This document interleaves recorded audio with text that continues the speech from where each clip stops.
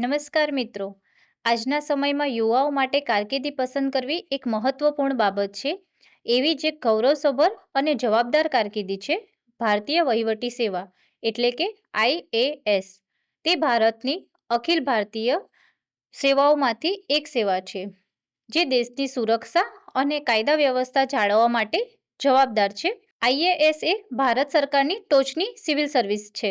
તો અગાઉ આપણે જેમ ભારતીય પોલીસ સેવાની માહિતી મેળવી તે મુજબ ભારતીય વહીવટી સેવા વિશેની માહિતી મેળવીશું. તો આપણને માહિતી આપવા માટે અમારી સાથે જોડાયેલા છે નિકીબેન. તો નિકીબેન, આપને ભારતીય વહીવટી સેવા વિશે માહિતી આપશો. નમસ્કાર.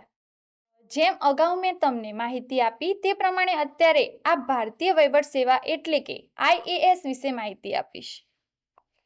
તો નિકીબેન, જણાવશો કે IAS એટલે શું? IAS એ ભારત સરકારની સિવિલ સર્વિસ છે જે સિવિલ સર્વિસ પરીક્ષા પાસ કર્યા પછી મળે છે, જેમાં અધિકારી જિલ્લા કક્ષા અને રાજ્ય કક્ષા સ્તરે વહીવટ સંભાળે છે.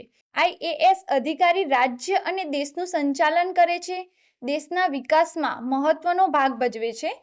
IAS અધિકારીનો મુખ્ય હેતુ લોકોની સેવા કરવી હોય છે, સમસ્યાઓ ઉકેલવી અને સમાજનો વિકાસ કરવાનો હોય છે.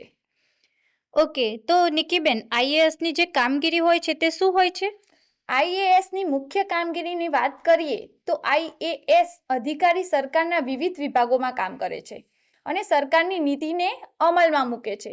સરકારની યોજનામાં અમલ મૂકવું, જિલ્લા કાયદો અને વ્યવસ્થા જાળવવી, વિકાસ કાર્યનું આયોજન અને દેખરેખ કરવી, જનતા અને સરકાર વચ્ચે સેતુ બનવું, કુદરતી આફત સમયે રાહત અને બચાવ કાર્ય વગેરે કામગીરી કરવાની રહે છે. ઓકે, અને IAS બનવા માટે વ્યક્તિગત ગુણો કેવા હોવા જોઈએ? નેતૃત્વ ક્ષમતા, નિર્ણય લેવાની શક્તિ, પ્રામાણિકતા અને જનસેવાની ભાવના, ધૈર્ય અને મહેનત. સરળ શબ્દોમાં કહીએ તો IAS અધિકારી એટલે દેશના વહીવટનો મુખ્ય આધાર, જે લોકોના કલ્યાણ માટે સરકારની નીતિઓને કાર્યરૂપ બનાવે છે. બરાબર છે. તો IAS માટે શૈક્ષણિક લાયકાત કેટલી હોવી જોઈએ? સ્નાતક ફરજિયાત છે. કોઈ પણ વિષય સાથે માન્ય યુનિવર્સિટીમાંથી ડિગ્રી હોવી જોઈએ. IAS બનવા માટે UPSC દ્વારા લેવામાં આવતી સિવિલ સર્વિસ એક્ઝામિનેશન પાસ કરવું જરૂરી છે. ઓકે, અને IAS બનવા માટેની શારીરિક લાયકાત શું હોય છે? વય મર્યાદા ભારત સરકારશ્રીના નિયમ અનુસાર. નાગરિકતા ઉમેદવાર ભારતીય નાગરિક હોવા જરૂરી છે.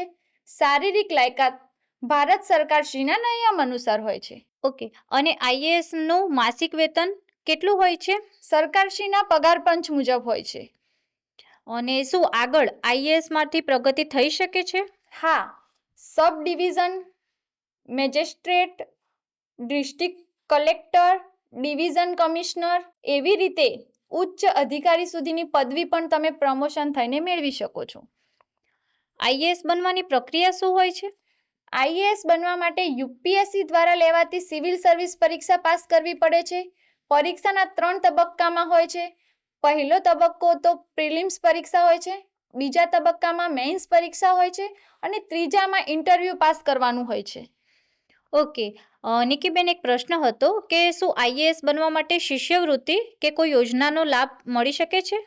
હા, શિષ્યવૃત્તિ માટે રાષ્ટ્રીય શિષ્યવૃત્તિ પોર્ટલ scholarship.gov.in ની અને શૈક્ષણિક લોન મેળવવા માટે PM વિદ્યાલક્ષ્મી પોર્ટલની માહિતી મેળવી શકો છો. ખૂબ સરસ નિકીબેન, આપે મહત્વપૂર્ણ માહિતી આપી. આ અંગેની વધુ માહિતી માટે વિડીયોના ડિસ્ક્રિપ્શન બોક્સમાં આપેલ કરિયર કાર્ડ ઉપર ક્લિક કરીને માહિતી મેળવી શકો છો.